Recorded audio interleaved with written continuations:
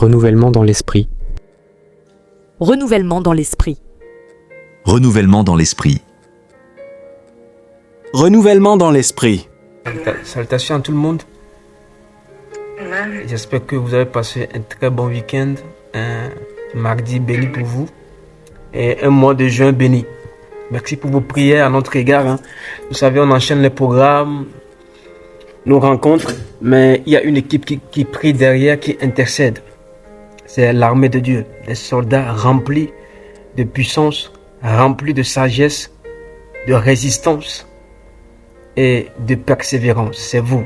J'aimerais aussi vous honorer et honorer mon cher ami, frère. Vous savez, il y a des amis et il y a des amis frères. Nous sommes de la même famille. Vous allez voir que voilà, j'aime beaucoup le Burkina. Lui, il aime beaucoup le Togo. On a une sacrée histoire. Et nous bénissons le Seigneur pour tout ce qu'il fait jusqu'ici en France. Et ça continue. On pouvait dire non, maintenant on est en France, donc on n'a pas besoin de l'un de l'autre. Non. Ça continue même dans nos foyers. Sa femme s'appelle Sandra. Ma femme s'appelle Sandra. Donc, je ne sais pas qu'est-ce qui nous a pris à aller prendre les Sandra. Et gloire à Dieu pour ces femmes. Et nous bénissons au passage de la femme, l'épouse. Ma collaboratrice, avec qui je m'entends très bien, puisque même Moussa, au passage, je la salue, ainsi que les enfants et toute la famille. Mamie, je t'ai mis dans mes photos pour célébrer la fête des mères. J'ai piqué la photo quelque part quand j'étais venu à Marseille. Et je l'ai mis dedans. Donc ça c'est nos mamans qui sont là. Amen. C'est pour vous honorer. Donc vous allez voir aussi Nathalie qui est connectée depuis Paris. Voilà. Donc aujourd'hui, comme les gens ils travaillent, bon, voilà. Nous on va continuer. Amen. Je vous aime. Salutations à Samuel qui est là. Déborah aussi, notre secrétaire.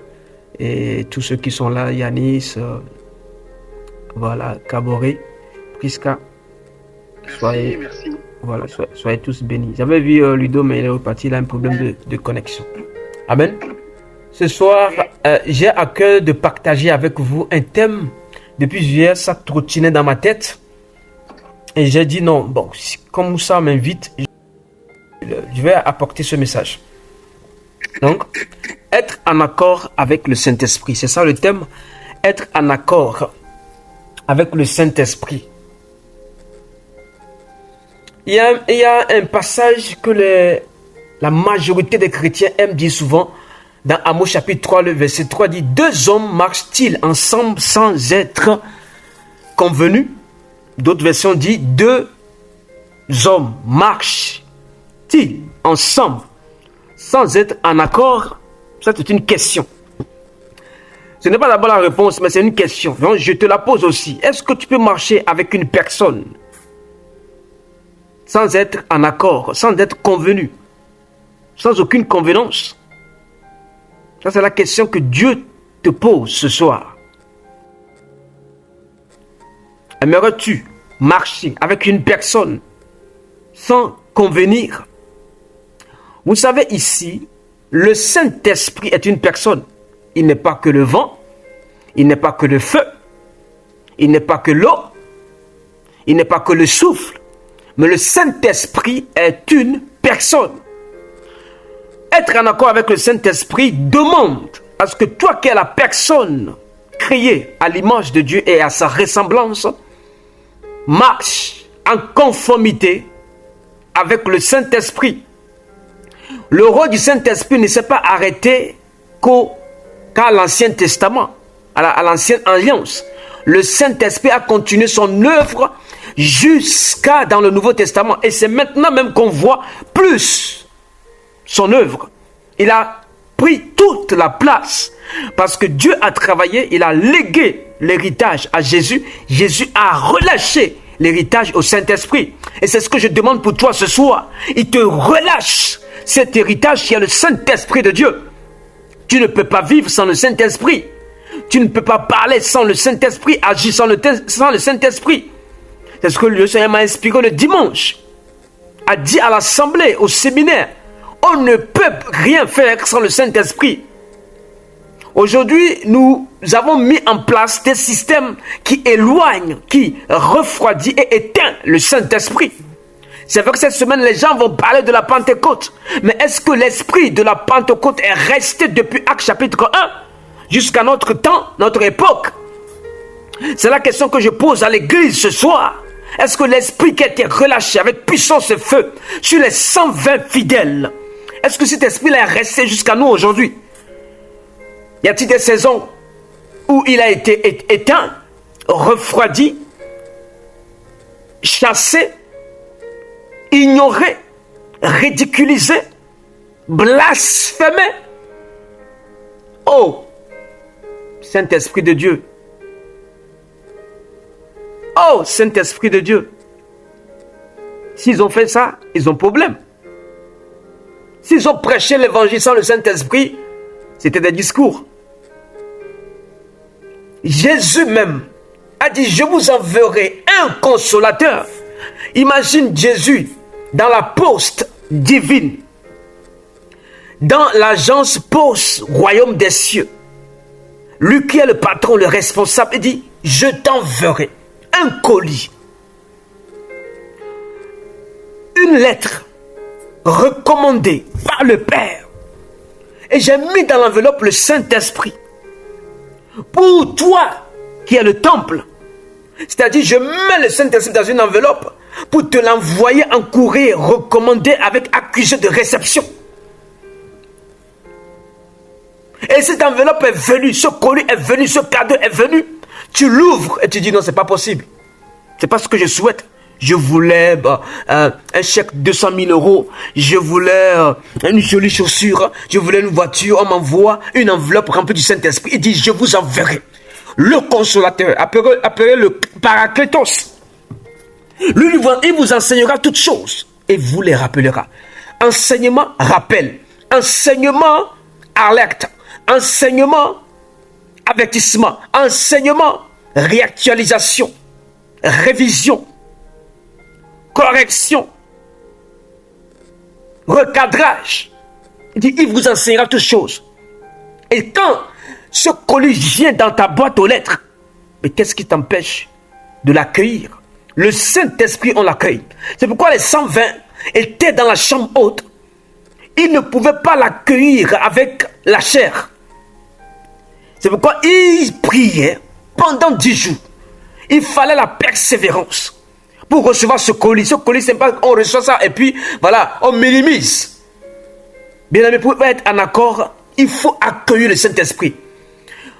Quand vous accueillez une personne et vous l'accueillez mal, la personne n'aimerait plus revenir. C'est pourquoi l'Esprit vient, si on l'accueille mal, on ne laisse pas la place. Il est obligé de repartir ou être éteint, ou se refroidir, ou s'attrister. Mais ce n'est pas ton partage ce soir. L'Esprit vient jusqu'à toi. Tu ouvres la porte. Il entre en toi. Il te remplit et te déborde. Est-ce que je parle à quelqu'un? Nous continuons le message. Ce soir, nous devons être en accord avec le Saint-Esprit. Ceux qui sont en désaccord, c'est ceux qui ne veulent pas marcher ensemble, ne veulent pas avoir un même langage, une même pensée, un même cœur. Et aller dans le même sens. Vous ne pouvez pas prendre la route de Marseille et dites aux gens que vous allez à Paris. D'abord, non. La route de Marseille, c'est vers le sud. Paris, c'est vers le nord. Vous ne pouvez pas dire que vous allez à Lyon ou quand vous vous retrouvez à Lille ou à Nantes. Vous avez perdu la direction. Ou vous allez prendre du temps avant d'y arriver. On a dit aux enfants d'Israël, la terre où coule le lait et le miel, mais ils sont restés 40 ans dans le désert. Dieu a une précision et dit, tue ton cœur. Dans le temple que tu es, le Saint-Esprit sera envoyé. Et cet esprit-là, quand il vient en toi, il restera en toi pour que tu restes aussi dans l'église, et dans la mission et dans l'œuvre. C'était précis, mes amis. Actes des apôtres. Et ces actes des apôtres ont continué jusqu'aux actes de David, aux actes de Moussa, aux actes de Myriam, aux actes de Sandra, de Yanis, de Nathalie, de Déborah, et ainsi de suite. La liste n'est pas exhaustive. Vous devez être en accord avec le Saint-Esprit. Et c'est cet accord qui a fait que la nouvelle église est née. Avec Pierre. Parce qu'ils étaient 120 en accord pour recevoir. Dans nos églises, est-ce que nous sommes en accord pour recevoir le Saint-Esprit? Ça c'est un. Et question numéro 2. Est-ce que nous sommes en accord que le Saint-Esprit nous enseigne? Est-ce que nous sommes en accord pour la manifestation de l'Esprit? Question numéro 3. Est-ce que nous sommes en accord que le Saint-Esprit se révèle et qu'il y ait des confirmations dans d'autres bouches, dans d'autres pensées? Le Saint-Esprit ne vient pas pour que le pasteur prêche. C'est pour tout le monde. C'est pourquoi dans le temps, dans l'église primitive, quand il y avait la prédication, des prophéties sortaient et il y avait l'interprétation des prophéties et des parler en langue. L'église était complète. L'église n'est pas qu'une partie du pupitre. L'église, c'est et les membres, et les pupitres, et les bergers, et les membres du comité, et les âmes nouvelles qui viennent. L'Esprit travaille pour tout le monde, pour tous. Et ce soir, si on n'est pas en accord, l'Esprit descendra comme une goutte d'eau que sur la tête du pasteur. Mais l'Esprit gère comme une pluie, envahit la salle, envahit les membres, envahit ceux qui sont désireux, assoiffés. Et il communique les dons, il communique les ministères, il communique les appels. C'est ça le Saint-Esprit. Il ne vient pas simplement rester dans une bouteille, dans une Bible. Non, le Saint-Esprit a dépassé même ce qui a été écrit. Il révèle les choses cachées qu'on n'a pas écrites. Il révèle les choses cachées qui devaient être écrites, mais doivent être interprétées par lui. Et des choses qui ont été dites dans la parole qui n'est pas écrite dans la parole. La Bible, je parle de la Bible. La USB de Dieu. Si vous voulez être en accord, vous devez accepter d'être mis à part. Je répète. Si vous voulez être en accord, deux personnes, je parle de deux personnes, parce que le disciple-là, on parle de deux, chiffre 2. Le chiffre du disciple-là, c'est 2.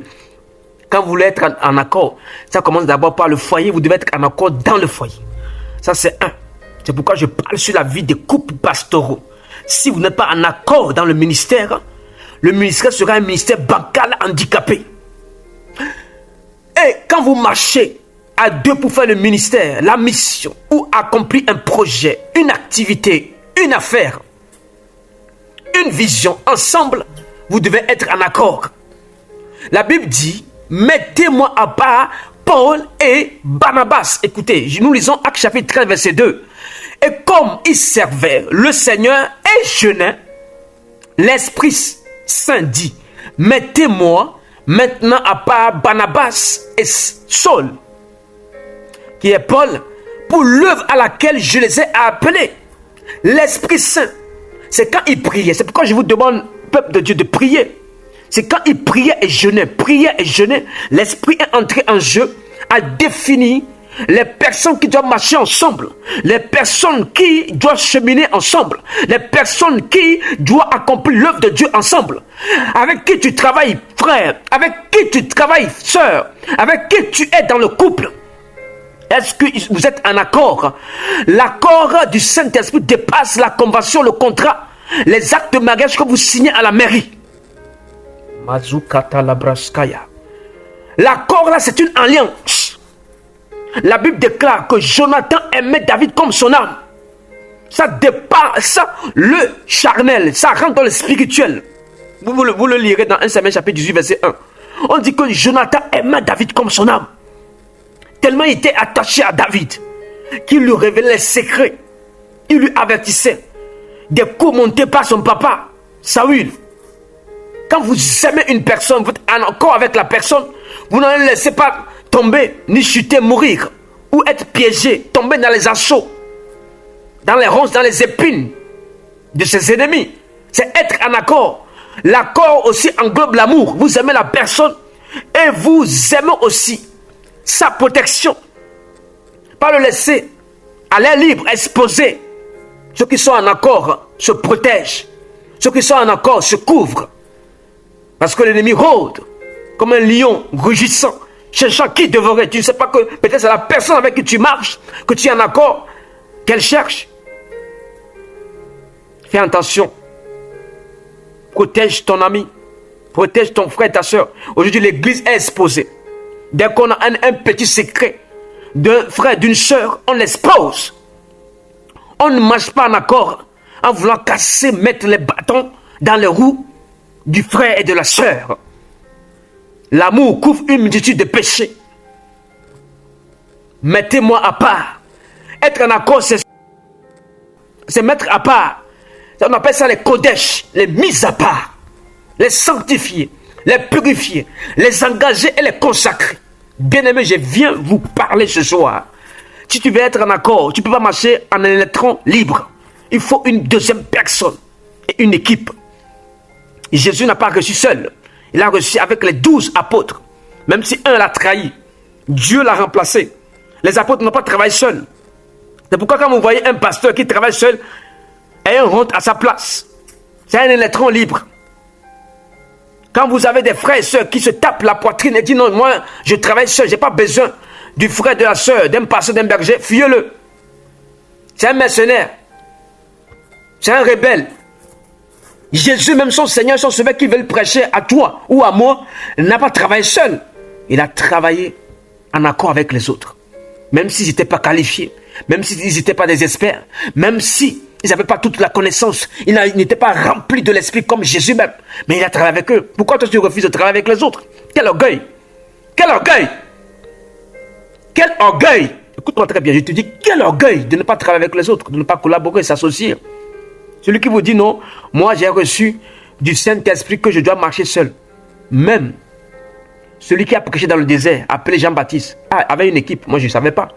On dit que Jean-Baptiste était seul à prêcher dans le désert. Donc les gens aiment ça. Ils vont dans le désert, ils prêchent tout seuls. Ils sont dans la mission, ils prêchent tout seuls. Il avait une équipe qui baptisait. On dit Jean et son équipe baptisaient. Jean et ses disciples baptisaient. Il avait ses disciples. Jésus aussi avait un disciple. Regardez les deux qui étaient prédestinés. Cousins. On travaille avec des disciples. Pourquoi tu travailles seul? Ma soeur, mon frère, dans une église, dans une mission, dans une congrégation, dans une communauté, on ne marche pas seul. Quand tu viens à l'église, salut les frères. Fais le câlin avant de repartir. J'ai peut-être entendu parler à quelqu'un. Madazi katabrayabalo shataraba.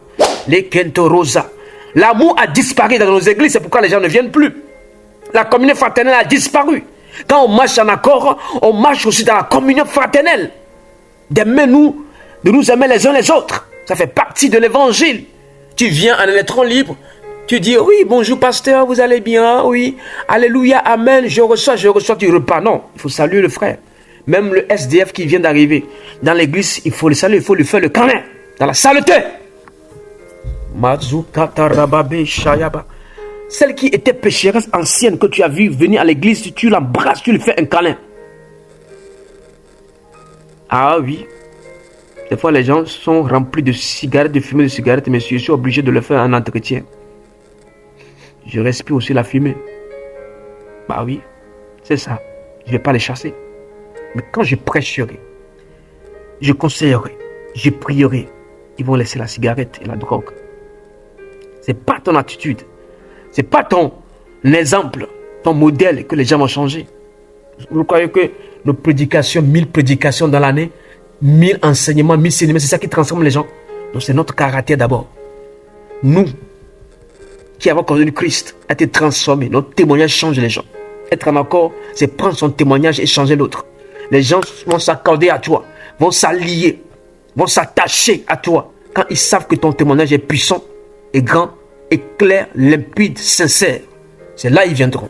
Ils ne viendront pas parce que tu parles beaucoup en langue. Ils ne viendront pas parce que tu as un grand ministère. Non, c'est pas ça. Ils viendront quand tu seras sérieux avec les gens. Quand ils te disent oui, tu respectes leur oui. Quand ils te disent non, tu respectes leur non. Est-ce que je peux avancer? Les mises à part, les kodesh, ceux qui sont en accord avec le Saint-Esprit sont des mises à part, des engagés, des consacrés, des sanctifiés, des fous. Ils sont des fous de Dieu. Ils sont des fous de Dieu. Nous allons lire un verset. Vous allez voir comment Paul a travaillé. Galates chapitre 1, le verset 13 à 24. J'ai eu la parole de Dieu. Galates chapitre 1, le verset 13 à 24. Est-ce que nous sommes là? 13. Vous avez su, en effet, quelle était autrefois ma conduite dans le judaïsme, comme je persécutais à outrance et ravageais l'église de Dieu. Et comment j'étais plus avancé dans le judaïsme que beaucoup de ceux de mon âge et de ma nation étaient animés d'un zèle excessif pour les traditions de mes pères. Mais lorsqu'il plut à celui qui m'avait mis à part, waouh, dès le sein de ma mère, et qui m'a appelé par sa grâce de révéler en moi son fils, afin que je l'annonçasse parmi les païens. Aussitôt, je ne consultais ni la chair ni le sang. Et je ne montai point à Jérusalem vers ceux qui furent apôtres avant moi. Mais je partis pour l'Arabie, puis je revins encore à Damas. 3 ans plus tard, je montai à Jérusalem pour faire la connaissance de Céphas. Et je demeurai 15 jours chez lui. Mais je ne vis aucun autre apôtre, si ce n'est que Jacques, le frère du Seigneur. Wow. Dans ce que je vous écris, voici, devant Dieu, je ne mens point. J'allais ensuite dans les contrées de la Syrie et de la Cilicie. Or, j'étais inconnu de visage aux églises de Judée qui sont en Christ. Seulement, elles avaient entendu dire, celui qui autrefois nous persécutait annonce maintenant la foi qui s'efforçait alors de détruire. Et elles glorifiaient Dieu à mon sujet. Waouh! L'apôtre Paul a témoigné de qui il était, de ce qu'il est devenu. Vous voyez que le frère Jacques l'a accueilli pendant 15 jours. Dis à quelqu'un dans la France que tu veux rester chez lui 15 jours. Il va te faire tous les problèmes. Parce que le budget est calculé. Tout est calculé. L'eau est calculée. L'électricité est calculée. La bouffe est calculée. Vous voyez comment le monde nous entraîne. Même la bouffe, l'électricité, l'eau empêche la communion fraternelle. Des fois, les gens, quand ils viennent chez toi, ils veulent manger. Ils ont peur parce que ils vont dire non, je suis en train de casser le budget. Vous voyez ce que le diable a semé à nous. On ne peut même pas partager le pain ensemble.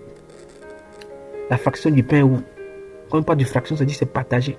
Si c'est 10 personnes, on prend le petit pain, on partage à 10. Pourquoi tu le gardes pour toi? C'est pas à toi la nourriture. Les oiseaux ne travaillent ni. Ils n'ont un salaire. Mais ils mangent à leur faim. Être en accord aussi, c'est partager ses biens avec les autres.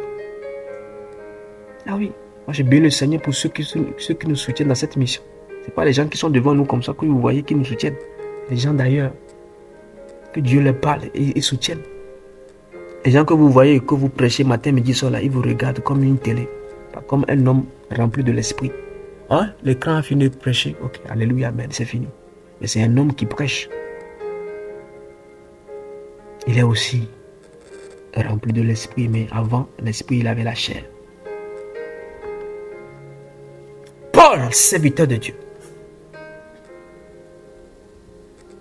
avait persécuté l'église. Il est revenu dans l'église pour redonner de l'ordre, pour remettre de l'ordre. Être en accord, c'est remettre aussi de l'ordre. Quand vous savez que l'église se détache de la sainte doctrine, quand l'église se détache de la vérité, vous qui êtes en accord avec le Saint-Esprit, qu'est-ce que vous amenez? Vous ramenez la vérité dans la société. Vous ramenez la vérité dans l'église. Je parle de l'église grand E, hein, pas l'église bâtiment avec des logos. Non, je parle de l'église, l'épouse de Christ. Toi et moi, disciples. Paul était en accord avec les autres. Jamais vous allez voir que Paul a fait un ministère assez particulier pour lui-même. Il faisait pour le corps de Christ. Bien-aimé, travaillez pour le corps de Christ. Ne travaillez pas pour votre corps. On dit le corps de Christ. C'est le Christ qui est dans un corps.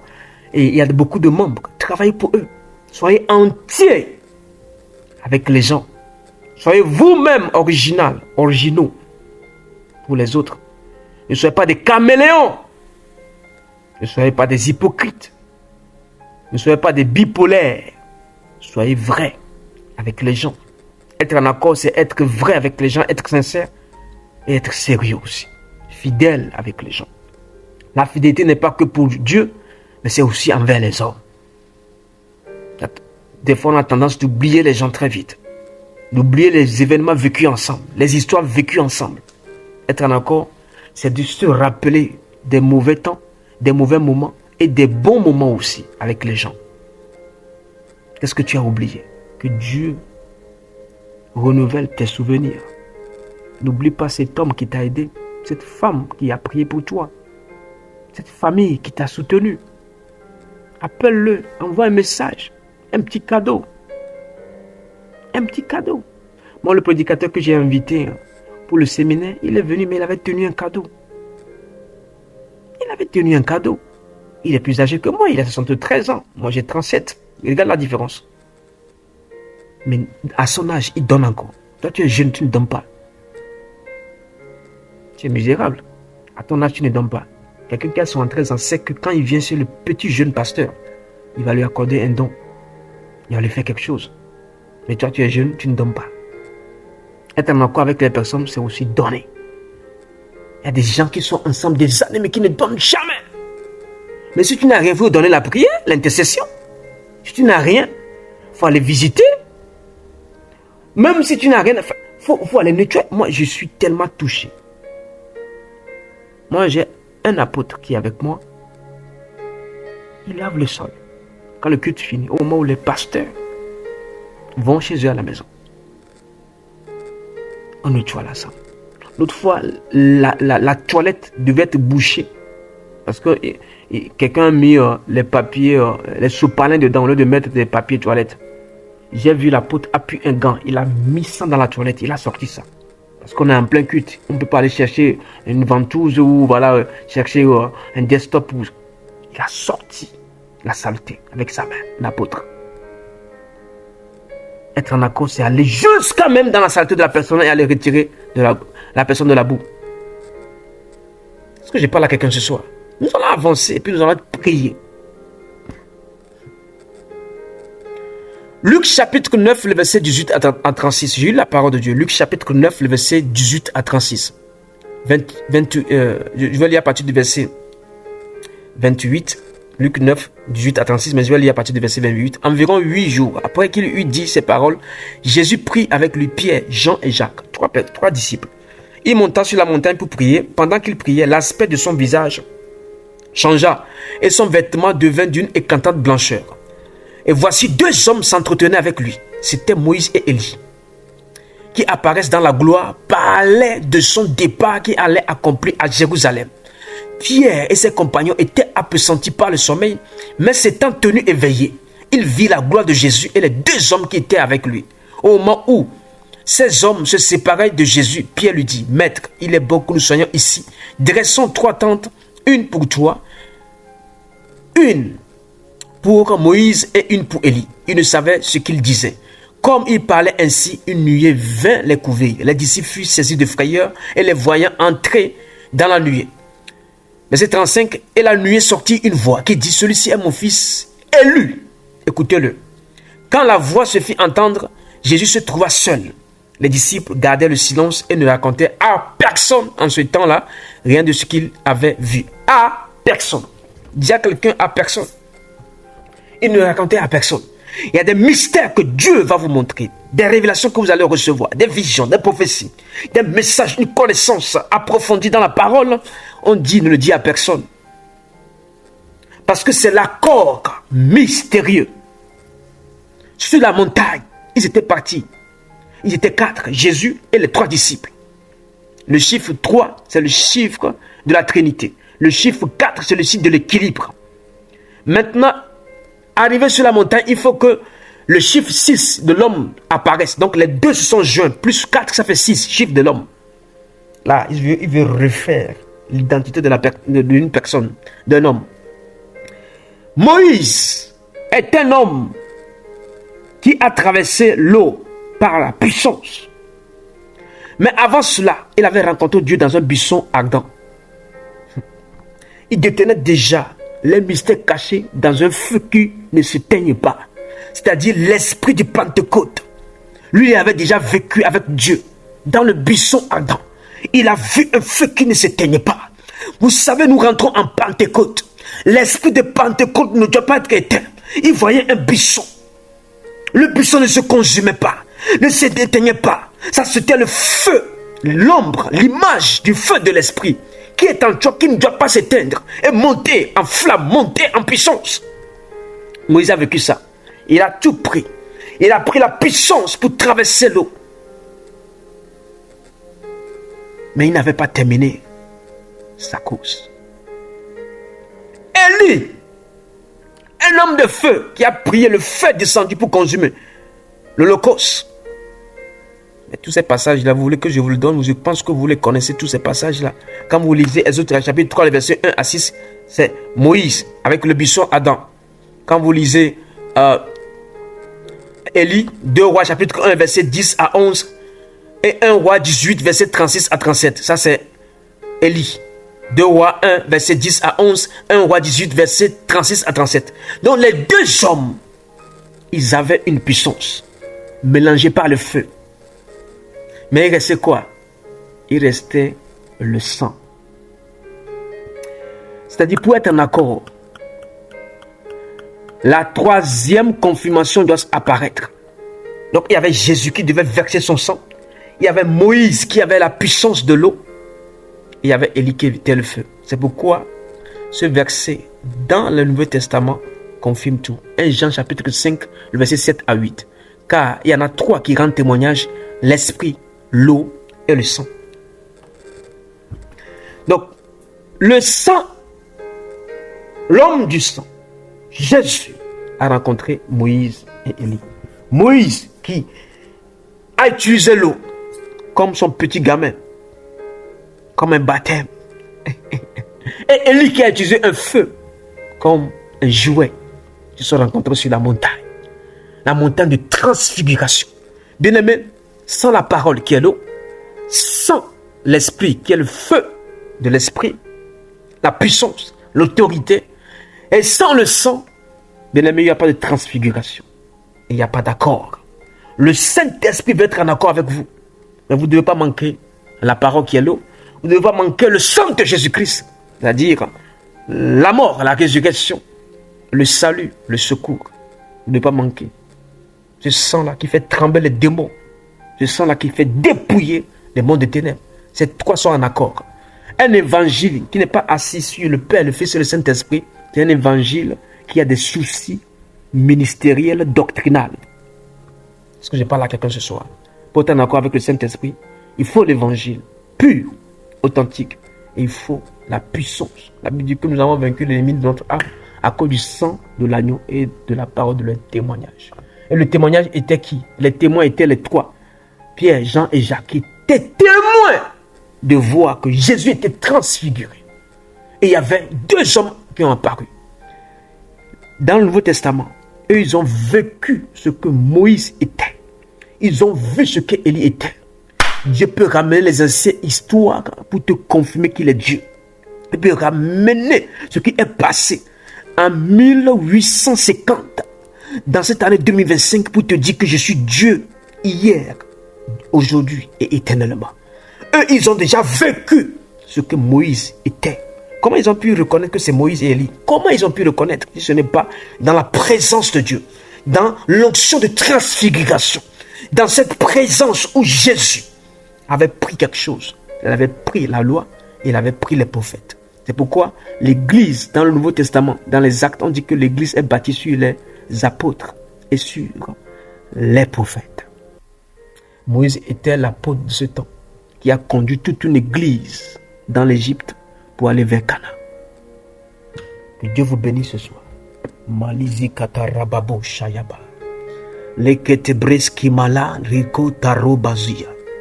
Tu vas monter en esprit ce soir. Est-ce que tu es vraiment en accord avec le Saint-Esprit?